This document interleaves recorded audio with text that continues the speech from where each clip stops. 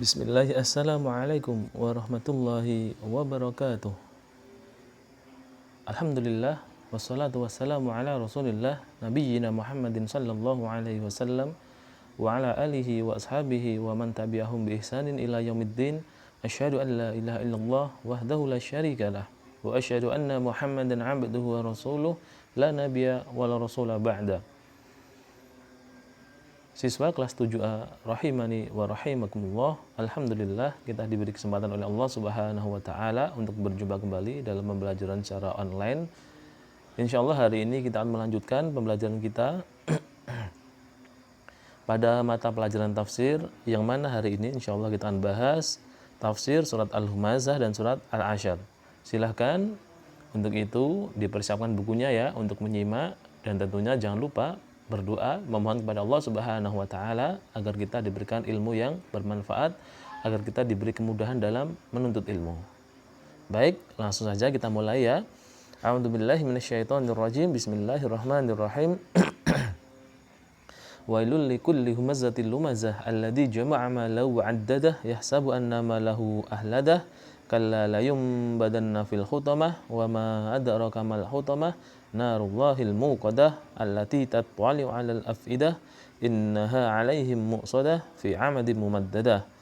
Bismillahirrahmanirrahim. Wal 'asr innal insana lafi khusr illa alladziina amanu wa 'amilus solihati wa tawassaw bil haqq wa tawassaw bis sabr.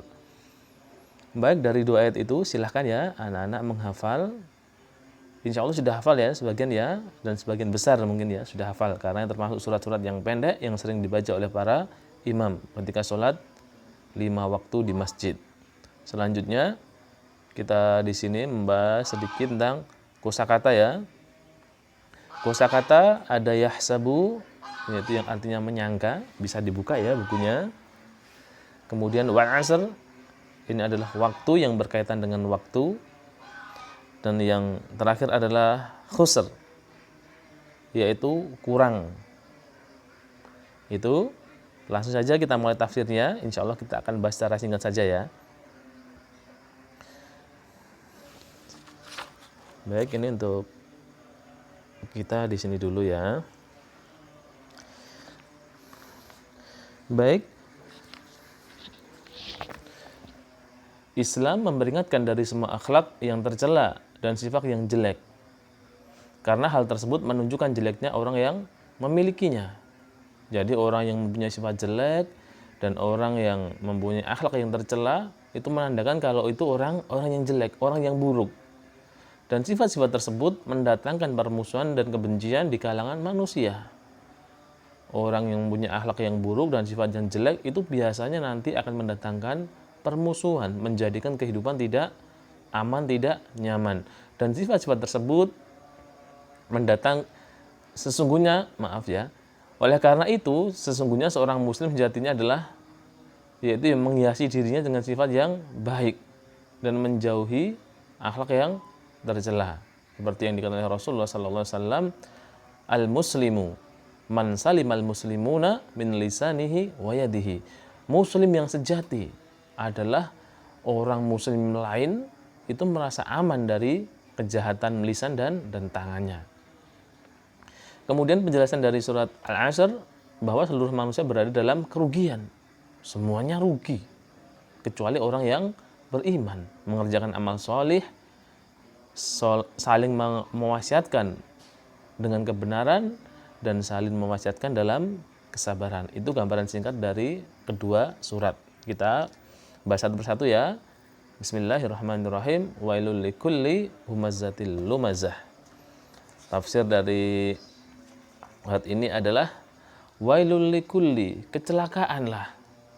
Ini merupakan kata ancaman ya.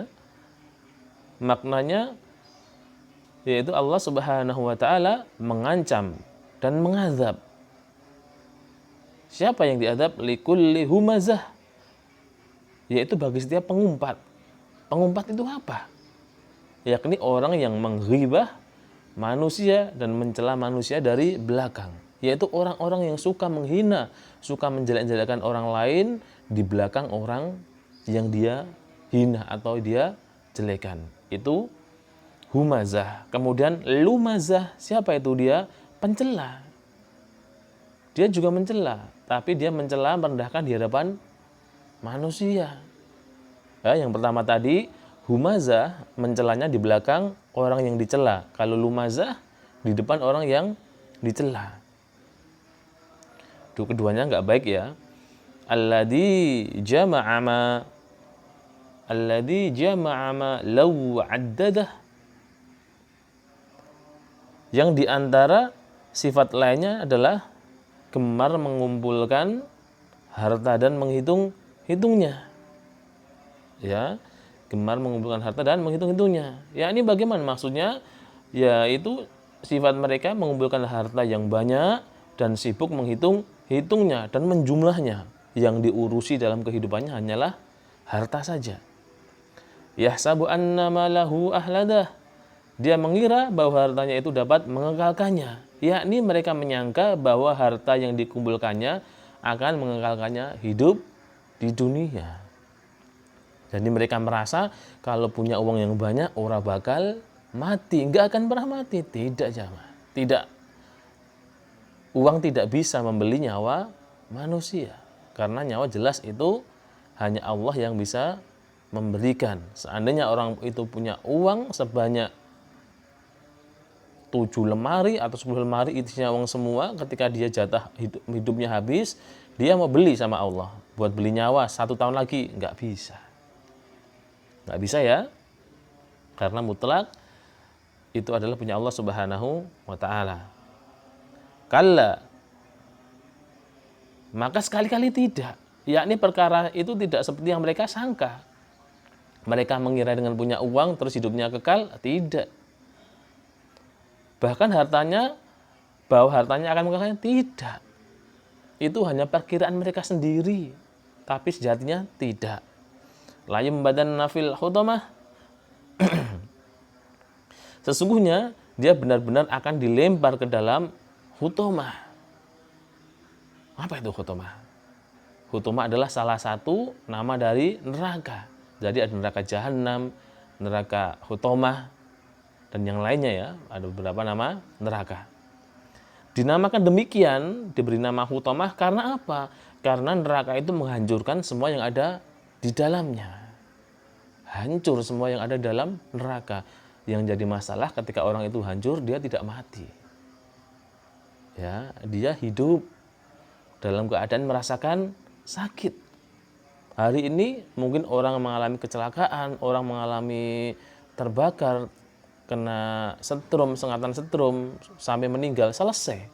Tapi di akhirat tidak ada kata kematian lagi.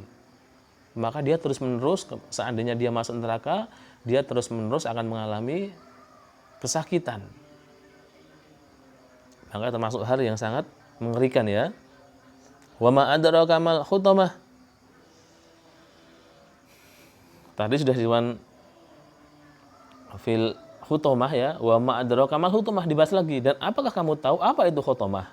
Ini merupakan pertanyaan untuk menimbulkan pengagungan dan ketakutan terhadap neraka. Tadi sudah dibahas la yumbadanna fil hutamah, bawahnya masih dibahas wa ma adraka mal hutamah. Tujuannya apa? Ini benar-benar perkara yang besar, diagungkan perkara ini, dan dengan hal itu diharapkan manusia itu takut dengan neraka.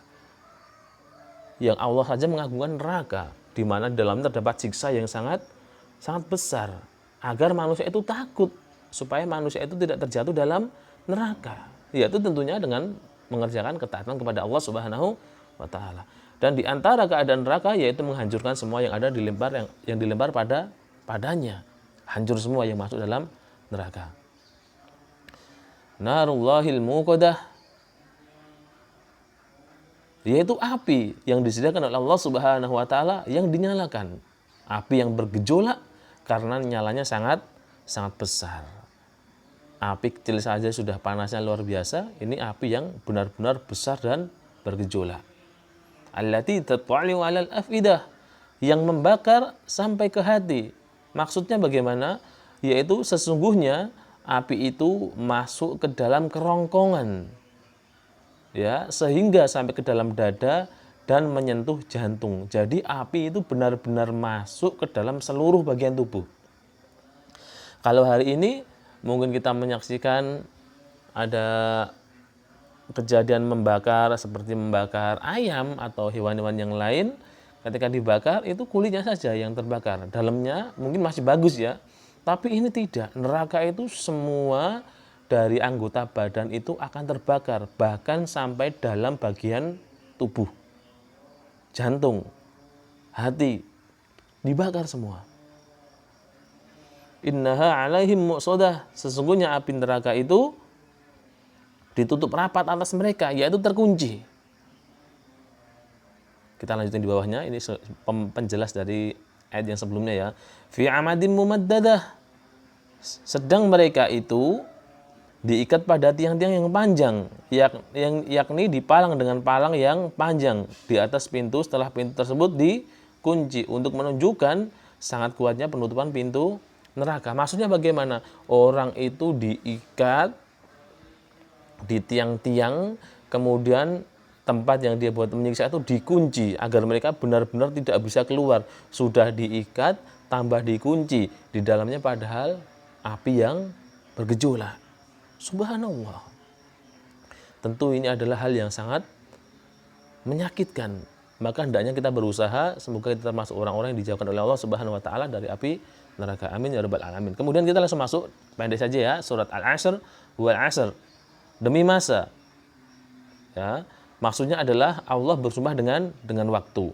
Innal insana lafi khusr. Sesungguhnya manusia itu benar-benar dalam kerugian, yakni adalah jawaban dari sumpah, yaitu pengabaran bahwa semua manusia berada dalam kerugian, kekurangan, dan kebinasaan.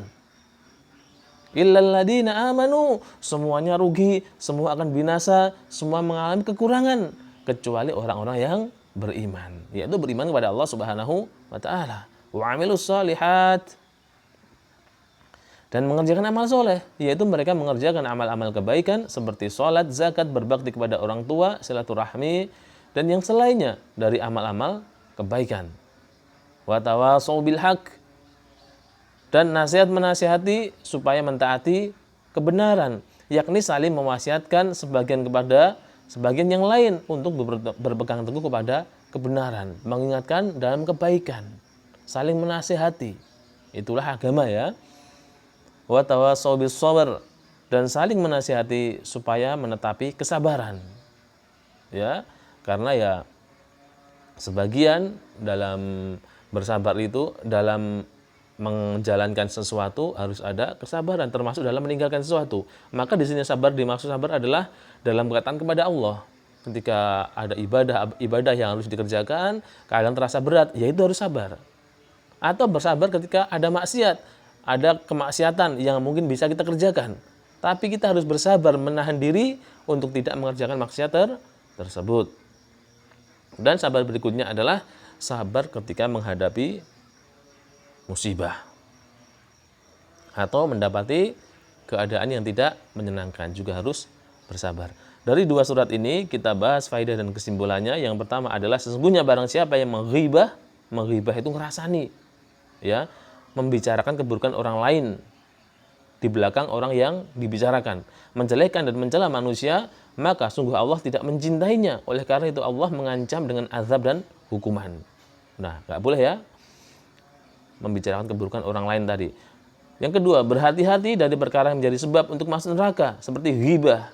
Tadi sekali lagi, ghibah membicarakan keburukan orang lain, mencela manusia, dan memakan harta yang dengan cara yang batil, memakan harta orang lain, ataupun mencela manusia. Itu jelas semuanya mengundang kemurkaan Allah Subhanahu wa taala yang hendaknya harus kita jauhi. Yang ketiga, ayat-ayat dalam surat Al-Humazah mengisyaratkan tentang besarnya bahaya lisan. Humazah, lumazah. Nah, tadi kan itu tadi mengumpat dan pencela.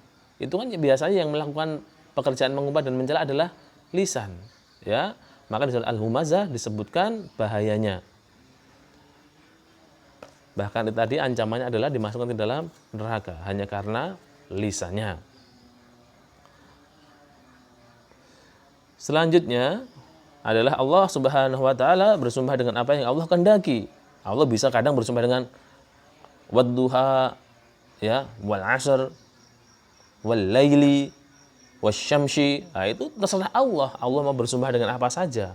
Itu terserah dengan kehendak Allah Subhanahu wa taala. Tapi manusia tidak boleh bersumpah dengan semaunya. Manusia hanya boleh bersumpah dengan nama Allah atau dengan sifat Allah Subhanahu wa taala. Kalau Allah bebas mau bersumpah dengan apa saja yang ia kehendaki, tapi manusia harus bersumpah kepada Allah atas nama atau sifat Allah Subhanahu wa taala. Yang berikutnya, pada asalnya manusia adalah akan binasa, akan merugi. Tapi ada beberapa orang yang Allah kecualikan, yaitu orang-orang yang dirahmati oleh Allah Subhanahu wa taala. Siapa saja mereka? Yaitu kaum mukminin, orang yang beriman, yang saling menasihati di dalam kebaikan dari kalangan mereka dan menasihati dalam kesabaran, ya. Kemudian keimanan saja belum cukup, yaitu tadi sabar. Ya. Iman saja tidak cukup, tapi harus dibuktikan dengan amal soleh. Kemudian ketika dalam mengerjakan amal soleh, itu harus dengan kesabaran. Jangan sampai merasa berat dalam beramal soleh, kemudian langsung, sudah selesai. Tidak, harus bersabar. Begitu ya, siswa kelas 7 ar-rahimani wa rahimakumullah untuk pembahasan kita hari ini. Semoga memberikan manfaat untuk kita bersama, ya. Insya Allah akan kita lanjutkan di pembelajaran yang berikutnya. Jangan lupa, seperti biasa akan ada latihan, silahkan nanti dikerjakan. Demikian, subhanakallahumma wa bihamdika asyhadu an la ilaha illa anta astaghfiruka wa atubu ilaik. Walhamdulillahirabbil alamin. Wassalamualaikum warahmatullahi wabarakatuh.